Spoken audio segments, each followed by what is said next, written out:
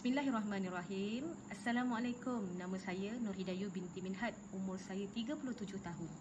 Hari ini saya nak sharing sikit berkenaan produk yang saya amalkan dan yang memberi impak dalam kehidupan saya.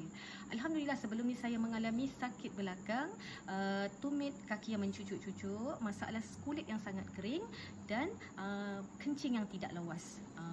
Alhamdulillah, setelah saya mengamalkan produk sunnah iaitu superfood, yang mana ianya adalah yang berasalkan daripada bahan-bahan semula jadi, lidah buaya, madu, alhamdulillah, dan minyak zaitun telah menyembuhkan saya dengan izin Allah.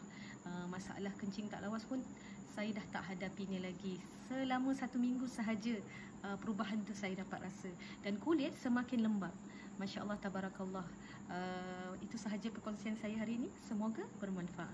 Assalamualaikum.